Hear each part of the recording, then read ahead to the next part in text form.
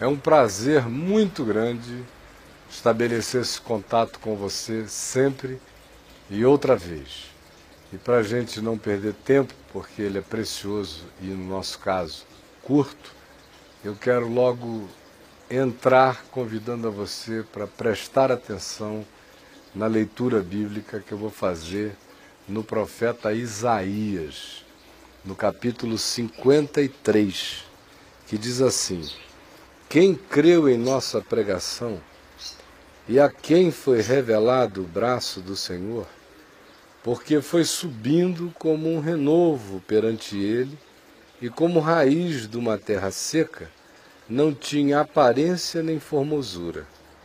Olhámo-lo, mas nenhuma beleza havia que nos agradasse.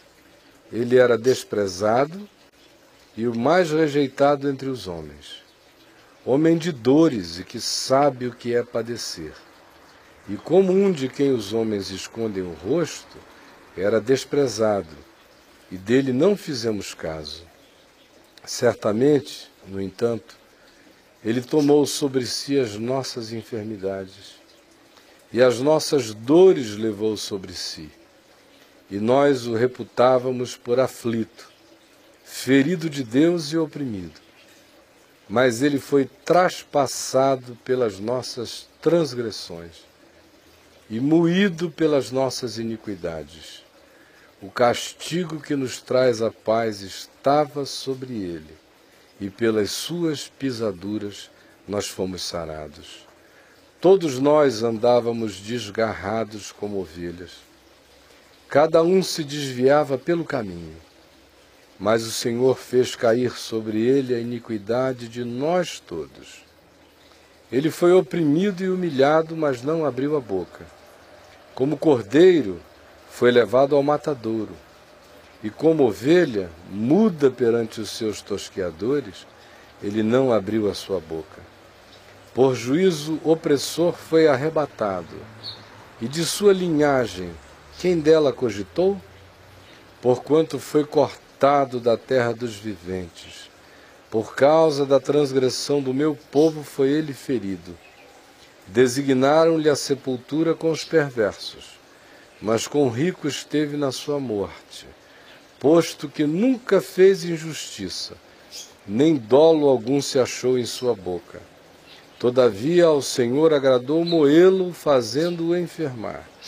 Quando der ele a sua alma como oferta pelo pecado, verá a sua posteridade e prolongará os seus dias, e a vontade do Senhor prosperará nas suas mãos. Ele verá o fruto do penoso trabalho de sua alma e ficará satisfeito. O meu servo, o justo, com o seu conhecimento justificará muitos, porque as iniquidades deles levará sobre si. Por isso, eu lhe darei muitos como a sua parte, e com os poderosos repartirá ele o despojo, porquanto derramou a sua alma na morte. Foi contado com os transgressores, contudo levou sobre si o pecado de muitos, e pelos transgressores ele intercedeu. Este texto bíblico aparece no Novo Testamento, ele é do Velho, de Isaías, capítulo 53, mas ele aparece no Novo Testamento em Mateus, quando Jesus estava curando as pessoas. Mateus diz, ele assim fazia para que se cumprisse o profeta Isaías, quando disse, ele levará sobre si as nossas dores e as nossas enfermidades. Outra vez o texto aparece no Novo Testamento, no livro de Atos dos Apóstolos, quando o primeiro-ministro da Etiópia, que era um homem piedoso, tinha ido a Jerusalém, ao templo, que ainda não tinha sido destruído no ano 70 pelos romanos. Ele, o ministro da fazenda da Etiópia, ia a Jerusalém de ano em ano adorar. E num daqueles dias, já depois do fenômeno Jesus, depois da ressurreição de Jesus, depois do Pentecostes, quando já havia igreja e discípulos testemunhando o evangelho para todo lado, esse homem ia voltando para a Etiópia, uma viagem longa, ele teria que atravessar o deserto todo para chegar à Etiópia. quando um anjo do Senhor falou com Filipe, que era um dos diáconos da igreja de Jerusalém, dizendo a Filipe: olha, vai para o caminho que está entre Jerusalém e Gaza, hoje a faixa de Gaza. Está deserto o caminho, vá para lá. E o Filipe se levantou, obedeceu e foi. Quando ele chegou no caminho deserto, ficou parado ali sem fazer nada, sem saber qual era de Deus para ele naquele lugar, quando de repente ele viu uma carruagem vindo. E aí o Espírito Santo falou no coração dele: corre atrás daquela carruagem. E ele, igual um louco surtado, saiu correndo atrás da carruagem dos cavalos, até que ele emparelhou e viu que dentro da carruagem havia um homem negro lendo o profeta Isaías, o rolo do profeta Isaías. Naquele tempo não eram livrinhos assim, eram rolos. Lendo justamente esse texto que a gente leu aqui. E aí Filipe, correndo ao lado, ofegante, perguntou ao homem negro que dentro da carruagem lia o profeta Isaías: compreendes o que vens lendo? Aí o homem virou-se para ele e falou: como é que eu posso compreender se não houver quem me explique? O profeta falava de si mesmo, como homem de dores e incompreendido por Israel, ou ele falava de algum outro que viria?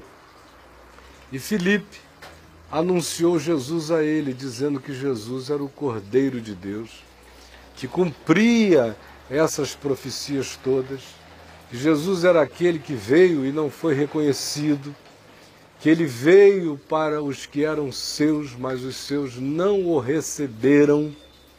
E mais do que isso, falou-lhe da cruz, falou que como naquela crucificação, que era uma execução banal, realizada naqueles dias pelos romanos, nos dias de Jesus havia ocasiões em que cerca de 400, 500 cruzes estavam erguidas pelo país afora, como exemplo de rebeldes, criminosos punidos, coisas do gênero, de modo que naqueles dias, com a dominação do Império Romano, todo mundo conhecia muito bem o significado da crucificação.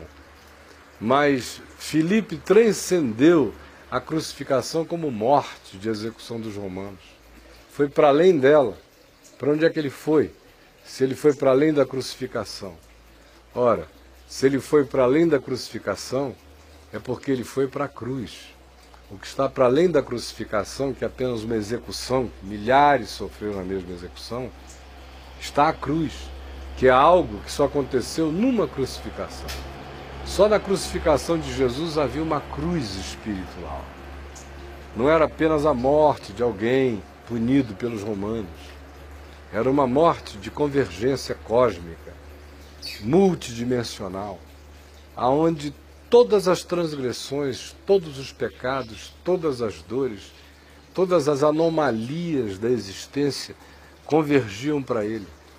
Já a própria palavra de Deus nos diz e anuncia depois disso o seguinte: Pedro é o primeiro que diz que Jesus é o Cordeiro de Deus que foi imolado antes da fundação do mundo, antes de haver Big Bang, antes de haver átomo, antes de haver qualquer que seja a partícula subatômica, antes de haver qualquer energia, antes de haver o elemento que a física chama hoje de singularidade absoluta, ou a partícula de Deus. Antes de haver isto, houve o Cordeiro se entregando, porque vida nasce de vida, e todo ato de gerar vida é um ato de morrer, de se dar, de se esvair, de se passar para o outro, de modo que a criação resulta desse amor de Deus que se entrega como quem morre para criar. Filipe, então, diz ao ministro da Fazenda da Etiópia, que estava ouvindo aquela exposição, que Isaías estava falando 800 anos antes de Jesus, que tinha acabado de morrer e ressuscitar, e tinha sido feito Senhor de todos os senhores, Rei de todos os reis, que estava acima de todas as coisas, porque vencera o poder mais absoluto entre os homens, que é a morte, ressuscitando dos mortos. E aí quando o homem entendeu aquilo, ele compreendeu tudo. Compreendeu que todas as coisas nesta vida convergem para Jesus, antes de terem sido criadas, enquanto existem, e depois de terem sido criadas, quando surgir novo céu e nova terra, tudo converge exclusivamente para Jesus. No entanto, o que eu quero falar com você hoje tem uma aplicação muito mais íntima, muito mais pessoal, muito mais particular, muito mais voltada para mim e para você. Assim como no caso ali de Atos dos Apóstolos, tinha tudo a ver com aquele negro, ministro da fazenda da Etiópia, que estava lendo o profeta Isaías e não estava compreendendo, e quando compreendeu, tomou uma decisão na mesma hora. Logo adiante eles encontraram um ribeiro, que está lá até hoje, e que é apelidado de Ribeiro de São Filipe, é um palminho de água. Acho que passa por ali, pelo Vale de Soroque, em Israel, terra de Dalila e Sansão, das histórias épicas do passado. Quando o homem, ministro da fazenda da Etiópia, viu água ali, virou-se para Filipe e disse: eis aqui a água, o que impede, pois, que eu seja batizado? E Filipe disse: nada, se tu crees em Jesus de todo o teu coração, tu podes e serás batizado. E o homem, voltando-se para Filipe, disse: eu creio. E ambos desceram à água. Filipe batizou o ministro da fazenda da Etiópia, e enquanto estavam ainda dentro d'água, o Espírito de Deus arrebatou a Filipe, o trasladou, o arrancou, o abduziu de diante dos olhos daquele homem. E Filipe veio a aparecer, a achar-se, a encontrar-se, depois que sumiu de diante dos olhos do homem, a 40 quilômetros de distância, numa cidade chamada Asdod, que hoje é apenas uma ruína, em Israel, no litoral da antiga Filístia, em Israel. Aí você diz: o que isso tem a ver comigo? Ora, o que tem a ver com você é simples, e o que tem a ver comigo é simples. É que aqui está dito que quando Jesus morria na cruz, embora todos o desprezassem, embora todos quisessem um outro Messias, um outro Cristo, um Cristo poderoso, que chegasse com a espada, que vencesse os romanos, que acabasse com essa palhaçada política toda, com o sofrimento dos pequeninos, que acabasse com as injustiças sociais e econômicas. Esse era o Messias que todos em Israel queriam, até Judas Iscariotes queria esse Messias. E Jesus tinha se apresentado como outro, como um servo sofredor, que leva cusparada, que leva afronta, que é julgado, que é humilhado, que é escarnecido, que não é enxergado, que não é visto, que não é percebido. Por isso se diz: olhámo-lo, mas nenhuma beleza havia que nos agradasse nele. Ele era desprezado, o mais rejeitado entre os homens, homem de dores e que sabe o que é padecer. E como um de quem os homens escondem o rosto, quando chega a gente vira a cara, foi assim que nós fizemos e aquela geração fez e todas as gerações fazem. Dele nós não fizemos caso. Mas certamente o que ninguém sabia era o seguinte: é que ele estava levando sobre si as nossas enfermidades. Enfermidades são mais do que doenças. Enfermidades são as coisas que causam as doenças. São os nossos desencontros, fruto da nossa culpa, dos nossos pecados, das nossas contradições, das nossas desarmonias, dos nossos ódios, do nosso espírito de vingança, da nossa vontade de matar, da nossa vontade de impormos nossa vontade de tirania sobre o outro. Daí é que procedem as doenças, das enfermidades do ser, dos desarranjos do ser. Ele tomou sobre si as nossas enfermidades e as nossas dores ele levou sobre si.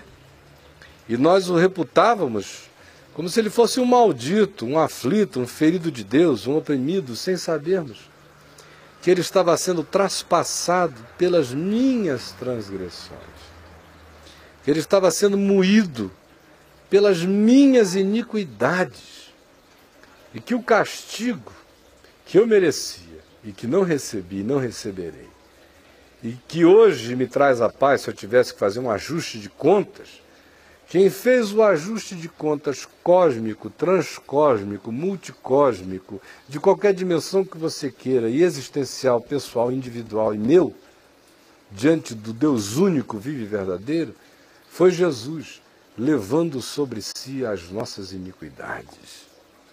E esse é o castigo que me traz a paz hoje. É crendo nisto que eu tenho a paz que eu tenho. É porque eu creio que eu já estou perdoado, que tudo quanto concerne a mim como enfermidade do meu ser, da minha mente, da minha alma, tudo quanto diz respeito às minhas transgressões, às minhas iniquidades, os meus pecados, as minhas deliberações no errar, as realidades conscientes e inconscientes da minha produção equivocada, que a Bíblia chama de pecado e de injustiça, todas essas coisas estavam sobre ele. E eu fui sarado pelas dores dele. Não as dores dos pregos, mas a dor que prego nenhum pode expressar, que suplício nenhum pode expressar. Ele estava carregando sobre si as agonias de todas as criaturas. Não só as humanas, mas de toda a criação. Levando sobre si toda a mortandade, todo o genocídio, toda a vingança, todo o ódio, toda a brutalidade, toda a violência, toda a perversão, toda a preferência pelo ódio que os humanos fazem o tempo todo, seja aquilo que é concernente à produção coletiva, seja aquilo que é concernente à produção geração após geração, ou seja aquilo que é concernente a mim como indivíduo, nas minhas práticas pessoais. Ele levou sobre si a iniquidade de nós todos e a minha também. Por que eu estou dizendo isso? Eu atendo pessoas, eu não cobro nada de ninguém, jamais cobrei, jamais cobrarei. Mas eu atendo gente há muitos anos, numa perspectiva psicanalítica, quando há necessidade. A minha mulher faz a mesma coisa, tantos outros fazem. Da minha parte, eu jamais abriria um consultório para atender gente cobrando, eu faço tudo de graça. Eu recebi de graça, eu dou de graça. Isso é verdade e fato diante de Deus e dos homens. Mas por que eu estou falando da psicologia ou da psicanálise? Eu conheço razoavelmente esses instrumentos e a utilidade deles. Eles são utilíssimos para você exumar o elemento psicológico das pessoas, para você abrir, destampar o caixão, abrir a sepultura, desencavar a ossada das dores humanas. O legado dos pais, as figuras parentais, os traumas, o elemento cultural, como é que o psiquismo do indivíduo se desenvolveu a partir daquela conjunção de fenômenos que o levou a um determinado estado presente e contemporâneo de irrealização, de dor, de pânico, de depressão, de sofrimento, de insegurança, ou de vaidades superlativas, de exageros os mais diversos. São instrumentos que você recebe da psicologia muito úteis para fazer essa exumação. Mas qualquer psicólogo honesto, sério e sincero que esteja me ouvindo sabe que os elementos da cura, os elementos que geram a saração da enfermidade, que debelam a culpa mais profunda que habita boa parte desses desarranjos do ser. As enfermidades mais essenciais presentes no ser humano, nem Freud, nem Jung, nem Carl Rogers, nem o Moreno, nem o Franz Crick com a sua teoria behaviorista, herdada do Pavlov, nenhum deles tem solução para nada. No máximo, pequenos alívios, que fazem o indivíduo dizer coisas como a seguinte: eu continuo profundamente desassossegado, mas pelo menos eu já sei quem eu sou. Na maioria das vezes é só até aí que vai. E quando não se passa daí, alguns recorrem à psiquiatria e aí se entopem de remédios para ver se amenizam essa aflição que hoje já é fruto de uma autocompreensão, mas que não trouxe para o indivíduo solução. Solução na realidade, minha gente, sem que eu esteja falando de religião, detesto religião, estou falando de Jesus, que não tem nada a ver com cristianismo, nem com judaísmo, nem com religião. É caminho de vida, só isto. Na realidade, essa paz que todo mundo busca e que a gente só discerne que encontrou, só sabe que encontrou quando passa pelo seguinte teste, quando perde definitivamente o medo de morrer. Quando a gente encontra essa paz que é caracterizada pela vitória da vida sobre o medo da morte na gente, é que a gente sabe que provou, que experimentou, que comeu, que sorveu Jesus e o Evangelho dentro de nós. Você está aí cheio de dores, deprimido, sofrendo de síndrome do pânico, carregando culpas antigas dos abortos que você fez ou mandou fazer, da sua irresponsabilidade paterna, você saiu gerando filhos e não cuidou deles, da canalice que você sabe que fez com a sua mulher recentemente, ou que você tem feito com o seu marido sem que ele saiba. Todas essas coisas que você carrega e que eu carrego, que às vezes se traduzem em antipatias, em vingança, em ódio, em malquerência, em espírito de guerra, de beligerância entre as pessoas. Todas essas coisas não são saradas com Rivotril, não são saradas com nenhum calmante, não há nada que você tome que pacifique isso. No máximo, você fica zumbificado, mas não sara a latência dessa agonia. Essa paz só entra na gente quando a gente toma esta consciência, de que eu de mim mesmo não sou o meu autopacificador. Somente quando eu creio que as minhas iniquidades, que as minhas transgressões, que os meus pecados estavam sobre ele, é que as minhas feridas começam a ser saradas por dentro e por fora. E a enfermidade essencial do meu ser, que é esse egoísmo canceroso que habita os seres humanos, vai sendo vencida quando você vai percebendo que você de si mesmo está perdido e que o que lhe acena com graça e salvação é uma dádiva gratuita de Deus, que você tem apenas que crer e receber. E quando você crê e recebe, aí o milagre começa a se instalar. Que milagre é esse? Você não consegue mais viver do mesmo modo. Quando essa consciência se instala e você sabe que Jesus, morreu por todos, aí então a conclusão é que todos morreram, para que aqueles que hoje vivem com essa consciência não vivam mais para si mesmos, ou para o seu hedonismo, ou para o seu capricho, mas antes vivam e existam para aquele que por eles morreu e ressuscitou de entre os mortos. Quando isto se estabelece na consciência da gente, aí eu sou tomado estranhamente de uma paz que excede a todo entendimento. Isso é de graça. E eu não estou dizendo isso para desconstruir a psicanálise, nem a psicologia, muito menos a psiquiatria. Todos nós nos servimos disso de um modo ou de outro, são bênçãos de Deus. Mas não são a cura para a enfermidade essencial do homem. São paliativos úteis. A cura só acontece quando o perdão se estabelece como categoria essencial em mim, vencendo a minha culpa latente, vencendo a minha enfermidade essencial, me dando a certeza de que a morte já não é mais o meu inimigo, ela já não me mata, eu já passei da morte para a vida em Jesus, eu já sou filho da ressurreição.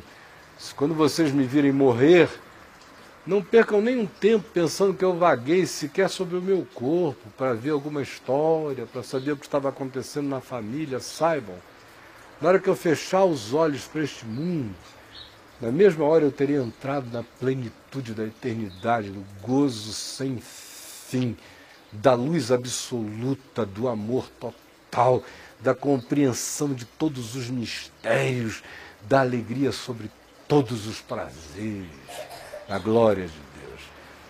Isto só acontece quando a gente abre o coração de fato para Jesus, não como quem abraça uma doutrina, mas como quem se entrega ao Deus vivo, dizendo: Ele morreu por mim, eu morri nele, agora a minha vida é dele, agora eu sou herdeiro de tudo quanto não era meu, mas ele conquistou por mim.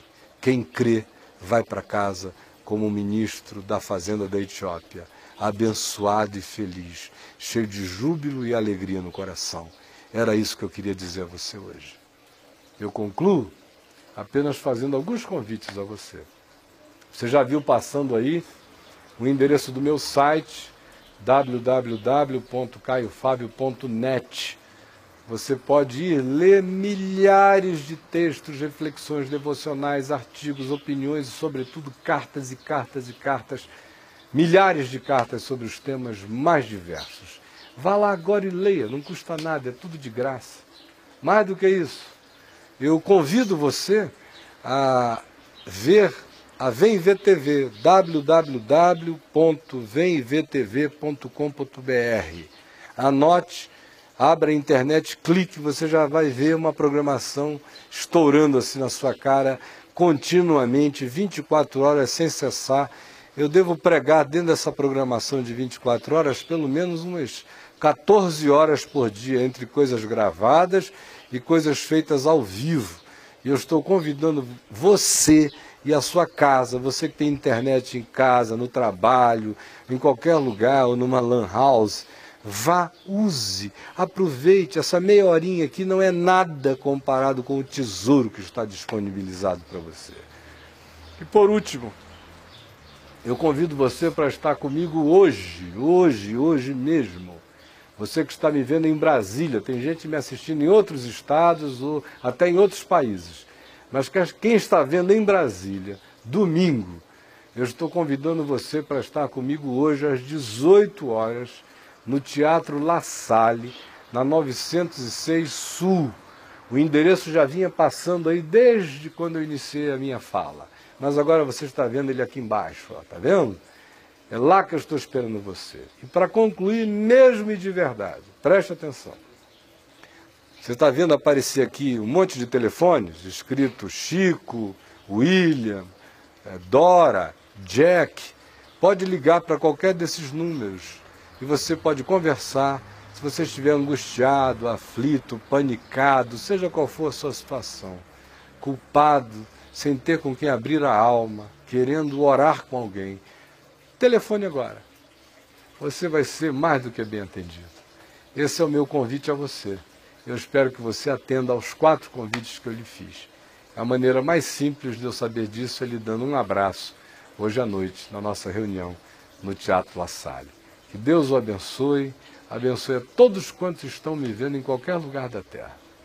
Especialmente aqui nesta cidade de Brasília, onde o governador permanece na cadeia. Mas a cidade não pode ficar paralisada. Em nome de Jesus, que Deus nos abençoe. Tchau, tchau.